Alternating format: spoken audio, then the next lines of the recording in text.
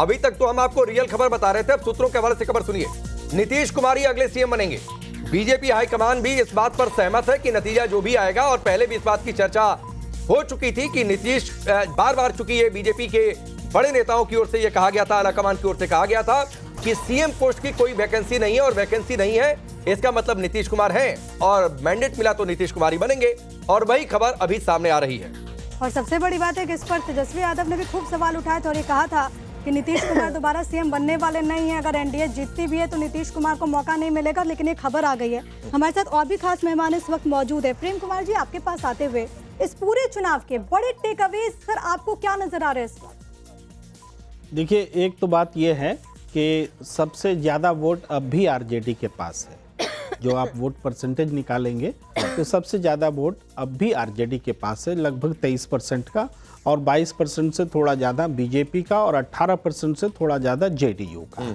और चुनाव पूरी काउंटिंग 10 के आसपास चल रही है, तो अभी और भी चुनाव होना बाकी है, ये भी तय है।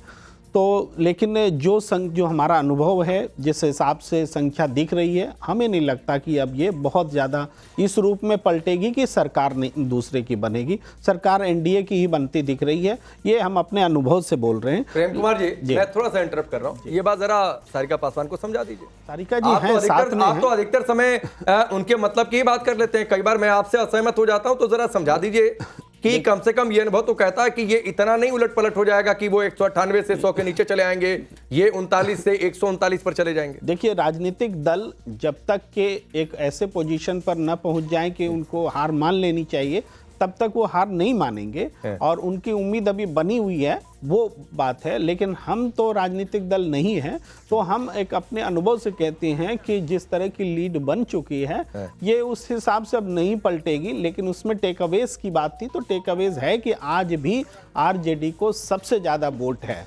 और अगर थोड़ा और विश्लेषण करने बोलेंगे तो हम देखेंगे कि महाराष्ट्र से मिलता जुलता यह है कि भाई अपोजिशन का वोट घट नहीं रहा है, अपोजिशन का वोट इंटैक्ट है। लेकिन ऐसी कौन सी बात हो रही है कि जो सत्ता पक्ष है प्रचंड बहुमत से और इस तरह के बहुमत से सामने आ रही है। तो अदर्स का जो सेगमेंट होता है, अदर्स का सेगमेंट लगभग खत्म हो गया, चाहे महाराष्ट्र हो चाहे बिहार हो। अब क्यों खत्म हुआ, कैसे खत्म हुआ, इस पर चर्चा होती रहेगी। लेकिन फिलहाल जो लीड है भारी भरकम, वो अपोजिशन का। ऐसा नहीं कि जनता ने वोट नहीं किया, जनता ने अपोजिशन को उतना वोट किया जितना उनके पास था, हल्का फुल्का ज्यादा ही वोट किया है। लेकिन सर मैं इस पे कांग्रेस पे भी आऊंगी कि आखिरकार क्या वजह रही कि कांग्रेस सबसे ज्यादा खराब परफॉर्मेंस वक्त करती हुई नजर आ रही है। लेकिन एक बड़ी खबर है, जरा उसकी भी बात हो जाए।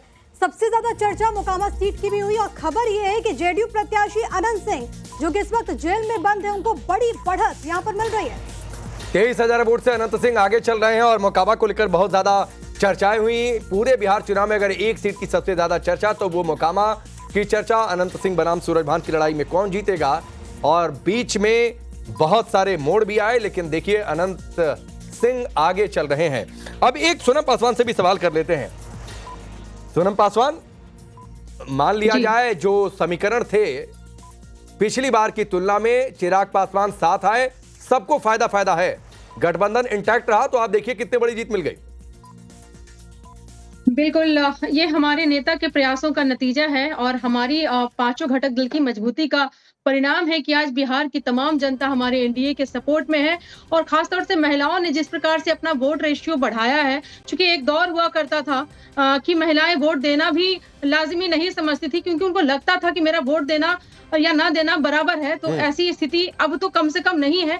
महिलाएं जिस प्रकार से आगे बढ़ी हैं तमाम क्षेत्र में, और हमारी जो डबल इंजन की सरकार उनको जो सुविधाएं दी हैं, जो योजनाएं दी हैं, उनका लाभ लेकर के जिस प्रकार से आज युवा या महिलाएं आगे बढ़ रहे हैं, बिहार में अपना नाम कमा रहे हैं, और जो भी पलायन को रोकने के लिए या फिर जो भी परियोजनाओं के द्वारा बिहार को विकसित बनाने के लिए जो हमारे नरेंद्र मोदी जी या हमारे मुख्यमंत्री जी या हमारे राष्ट्रीय अध्यक्ष चिराग पासवान जी ने निरंतर अलग अलग सभाओं से, अलग अलग जगहों से जिस प्रकार से लोगों का मनोबल बढ़ाया है, लोगों के लिए काम किया है, उसी का नतीजा है कि आज एनडीए के सपोर्ट में देखिए इस तरह से वोट का रेशियो बढ़ाकर हमारी सरकार बनने जा रही है। क्या रहने वाली है, क्योंकि मुझे याद है कि खूब जब सभाएं वो कर रहे थे तो आवाजें उठ रही थी कि सीएम फेस के चेहरे के तौर पर वो भी सामने आए। बहुत लोगों ने ये भी कहा कि बहनोई भी ये कह रहे थे, जो सांसद है उन्होंने, अरुण भारती ने भी बात कही थी कि वो चाहते हैं कि बिहार की राजनीति करे चिराग पासवान। लेकिन पटना में तो पोस्टर लग रहे हैं कि हमारे बिहार में 21 स्टार नीतीश कुमार। जी देखिए, ये जनता और बिहार में जो भी हमारी पार्टी के कार्यकर्ता हैं, उनकी मनोभावनाएं थी जो व्यक्त होकर इस तरह से आ रही थी, क्योंकि हमारे नेता युवा हैं और उनमें सारी काबिलियत जो एक सीएम के अंदर होती है वो कूट कूट के भरी हुई है। और कोई भी चाहेगा कि बिहार में एक युवा अपने तरीके से काम करे, क्योंकि देखिए हमारे गार्जियन माननीय मुख्यमंत्री नीतीश कुमार जी हैं और जिस प्रकार से उन्होंने महिलाओं के लिए खास तौर से जो काम किया है, उनकी छत्र छाया में हमारे राष्ट्रीय अध्यक्ष चिराग पासवान जी रह रहे हैं। और जैसे ही हम लोगों को लगेगा कि हाँ, अभी चूंकि हमारे नेता जो हैं चिराग पासवान जी 2030 के लिए हम लोग तैयारी करेंगे, क्योंकि अभी हम लोग बहुत अच्छे से डबल इंजन की सरकार को चला रहे हैं। जिस भी दिन हमारी पांचों घटक दल की मंजूरी होगी, हमारे नेता मुख्यमंत्री बनेंगे। ठीक है जी। अब सारिका पासवान आपके पास आता हूं। आप कह रही थी ना कितने दौर की वोटिंग हो गई, कितने दौर की काउंटिंग हो गई। तो दो बातें हैं, क्रिकेट मैच जब होता है ना तो शुरू से रन रेट बना कर रखना पड़ता है। सारे ओवर, सारे रन जो है वो आखिरी स्लॉग ओवर में जाकर नहीं बन जाते हैं। तो पहली बात। दूसरी बात है, कवरअप होता है, मैं उससे बिल्कुल इनकार नहीं कर रहा हूं। दूसरी बात, आपको पता होना चाहिए कि तेजस्वी यादव आपके सबसे बड़े नेता, जिसको आप लोगों ने मुख्यमंत्री प्रोजेक्ट किया, वो अपनी सीट पर कितने दौर की काउंटिंग हो गई जो आप नहीं बता पाई। मैं आपको अपडेट कर देता हूं। अभी तक जो आधिकारिक इलेक्शन कमीशन का है, हम अपने नहीं अपडेट कर रहे हैं, इलेक्शन कमीशन में 11 दौर की काउंटिंग हो गई है और अब उनका जो गैप है वो बढ़ता जा रहा है। अब 4829 वोट से तेजस्वी यादव पीछे हो गए हैं और ये आंकड़ा कम होने की बजाय बढ़ता जा रहा है। पहली बात। दूसरी बात, अब एक तस्वीर आपको दिखाता हूं। ये तस्वीर देखिए, अभी का पोस्ट है सोशल मीडिया पर, जेडीयू ने पोस्ट किया है और उसमें लिखा है, जीता है महिलाओं का विश्वास, जीता है बिहार। अब एक और आंकड़ा देता हूं और पता नहीं आप कितना सुन रही होंगी, थोड़ा ध्यान से सुनिएगा। 2005 तक के चुनावों में 2000 में 17.4% कम महिलाओं ने माइनस में वोट किया पुरुषों की तुलना में। 2005 में 2.4% कम वोट किया। 2010 से यह आंकड़ा बढ़ता चला गया, +3.4, +7.2, +5.2 और इस बार 2025 के चुनाव में +8.8, करीब करीब 9%। तो ये मानिए कि महिलाएं आपके पार्टी के साथ नहीं है, वो आपको वोट नहीं कर रही हैं और हर बार आपकी इस दुर्गति के पीछे वही वजह है, महिला वोटर्स। आप विश्वास नहीं जगा पाए, चाहे स्कीम के दम पर, चाहे सुरक्षा के मुद्दे पर, आप नहीं महिलाओं में विश्वास जगा पाए।